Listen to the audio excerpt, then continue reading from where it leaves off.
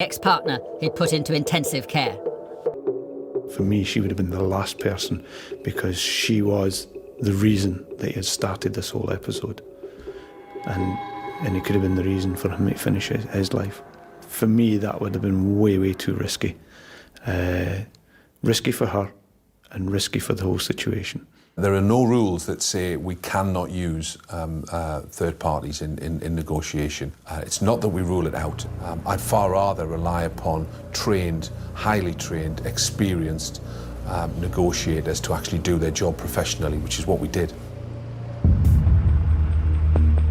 At 10:30 that evening, the standoff looked like turning into a farce when former Newcastle and England footballer Paul Gascoigne arrived on the scene. Paul, good evening. You're live on Real Radio. I just wonder, tell us about Raoul Moat, the Raoul Moat you know. Raoul Moat, I knew him years ago. He used to be a bouncer at Newcastle. He was like a gentleman. From somewhere he got this idea that he was the one who could bring a peaceful end to the Raoul Moat siege. So he armed himself with some cans of lager, he armed himself with a fishing rod, a loaf of bread and some roast chicken. He rang a taxi and he headed up to Northumbria. But I told him he will not shoot me. Well, it's a dangerous situation though, Gaza, isn't it? I'm not scared of it, yeah. Hey, listen, I've just been in a car crash, hit a wall at 9 miles an hour. I survived that, I'm sure I can survive a bullet. Paul Gascoigne now says he's unsure whether he did know Moat or not, and that the whole episode was a daft thing he did while emotionally unwell. Wish Moaty well, he'd be all right. Conscious that the eyes of the world were upon their force, Northumbria Police Command thought hard about how to deliver the best possible outcome given the armed standoff now in place.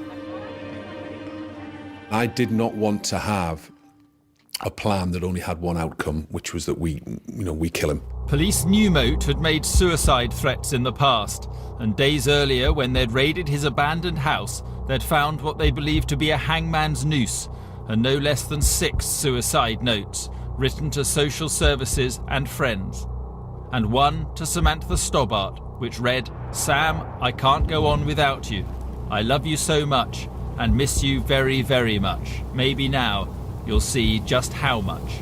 Given the events that happened after he was released from prison, I think there's a fair assumption there that they were written in and around the time before he went and shot Christopher and Samantha.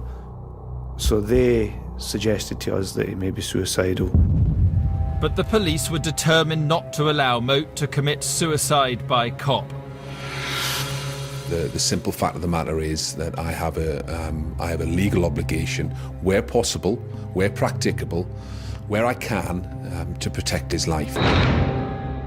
A key consideration was whether a new type of non-lethal taser shotgun, known as the X12, could be used to bring him in alive. However, the weapon is not approved by the British government. I'm taking a risk. But I'm taking a risk in circumstances in which, what is the alternative? We're going to use it as an alternative to firing a bullet, or to watching him fire a bullet into his own head.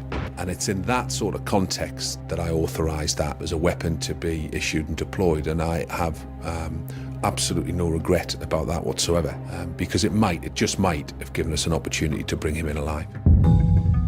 But the police seemed to be battling against the odds. His state of mind was clearly very disturbed by this stage. This was at the very end, and all along Moat had made it clear that he was never coming in alive. He was never going to end up in court and back in a prison cell. He was determined about that, and he told the negotiators a number of times, "This ends in this field tonight." As the armed standoff went into its 6th hour, the rain began to fall in Northumbria.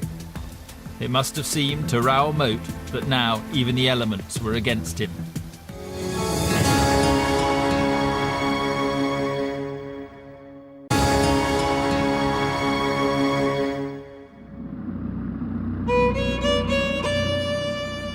Raoul Moat lay cornered by the riverside in the Northumbrian village of Northumbria. One of the UK's biggest manhunts was finally over. Around 1 a.m, the rain started falling. Moat hadn't slept for more than a few hours during the past week. A fresh team of armed officers had just taken over watch to relieve their exhausted colleagues. It seemed to them that Moat's mood had darkened during conversations with the police negotiators. Suddenly, Moat moved his shotgun from under his chin to the side of his head. At that very, very moment, it was the officer's belief, and I think the belief of every person who was there, that this is it. He's going to kill himself. Right at this very moment, he's going to kill himself. Now, what do? Do you stand and watch